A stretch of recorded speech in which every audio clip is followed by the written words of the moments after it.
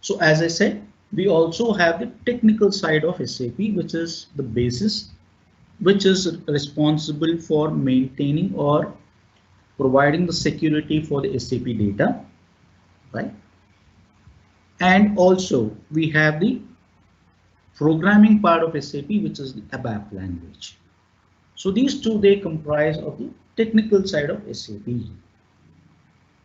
So as we scroll through the slides, you can see the various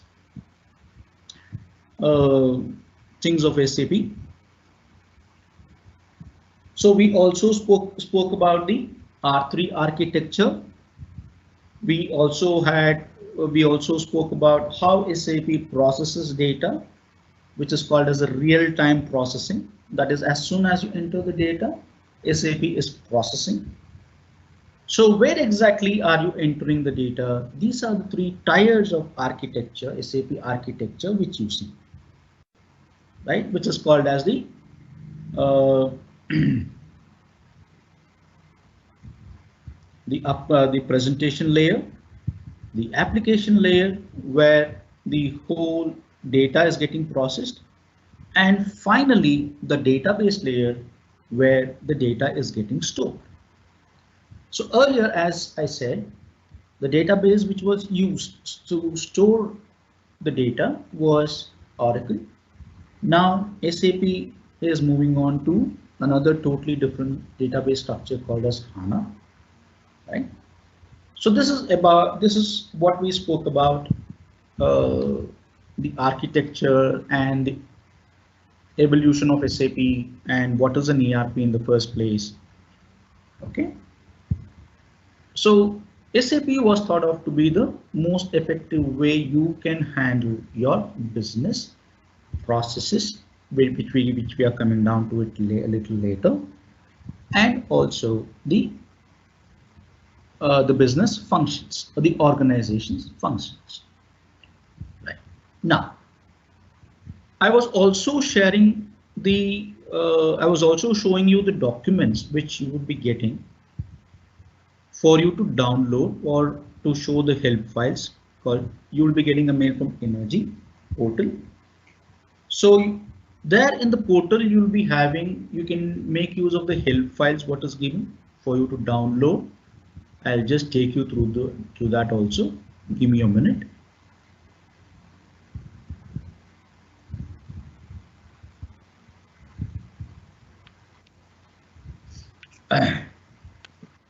The Nudgy link has already been shared with the students. Even Oh, that link has been given in the skill training portal also. So okay. dear students, please go through the Nudgy link, the Nudgy portal. If you face any problem, you can drop in the chat box your query. So last 10-15 minutes, we will have the question answer session. So if you have not received the link or if you have any query, you can please ask us regarding that. In last 10-15 minutes, we will try to solve it. Thank you. Thank you, ma'am. So once when you log in with your credentials, your user ID and your password into the Energy portal, this is the screen which you will be seeing. So you can go through the SAP installation guide where it helps you to download the SAP GUI, which is the graphical user interface. So you also have a video to take you through the installation steps. And this is the place where you can download. Detailed instructions are there for you to follow, for you to download the SAP GUI. So basically your SAP GUI, also called as the Launchpad, is a very basic step for you to get into the SAP systems. So along with this, you will also be given a mail giving you the SAP user IDs, the credentials, and your user IDs and your passwords. So once when you download your GUI, which I'll be showing it to you on the screen, so you'll be getting an SAP icon on your desktop or on your laptop on whichever system you would have downloaded. So you double click and you get into, I'll just share the screen. you will be getting into the screen where you'll be seeing the SAP server, SAP system here. ER2 is my SAP system, right? This is your SAP system which you will be getting. Everybody is able to see my screen, the SAP one? Yes, it is visible. Only the letters are very small, sir. Okay, I will increase. Is it better now? Is it better now? It's better, but it's hazy. It's coming hazy. Oh, don't know why, madam. So you'll be getting a mail with all these credentials, your user IDs, and this is the credentials for the SAP system. You can see this logon pad down below, the right where I'm moving my cursor. So once you download that, you double click, you need to build up this server giving all these credentials. And how would you do it?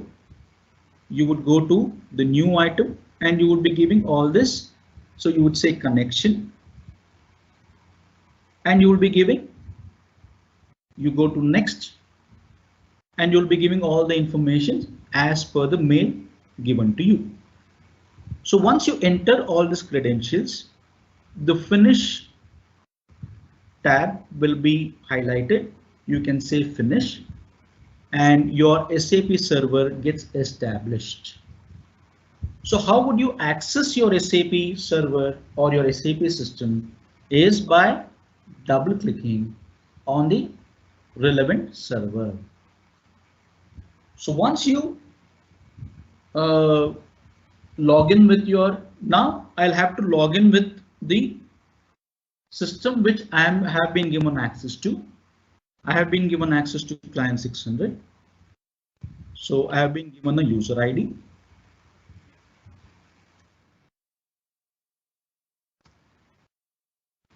So I enter after giving my inputs. So now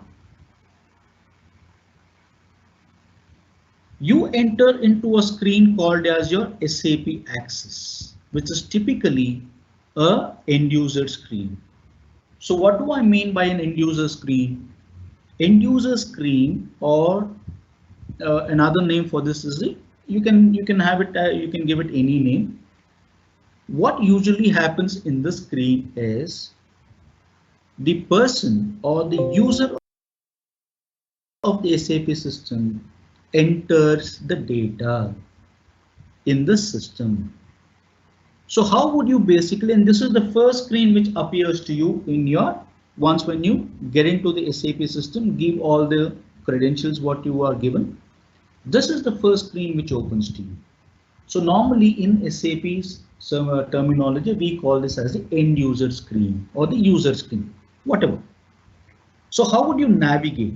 So the navigation also forms part of your screen or forms part of your course content, right? So you can also go through those slides. So once when you get hold, once when the screen opens, suppose I want to enter accounting related documents. How would I do it? I would go to accounting. You could see the arrow, the pointing left, pointing right. So I simply click there and whatever tabs available under accounting, they open out for me. Once this opens out for me, you can also see the other options opened out for me. So what do? I again go to financial accounting. Click on the arrow. Sir. Excuse me, sir. Tell me, madam. Sir, that is energy portal is showing, not the SAP screen, sir. Oh,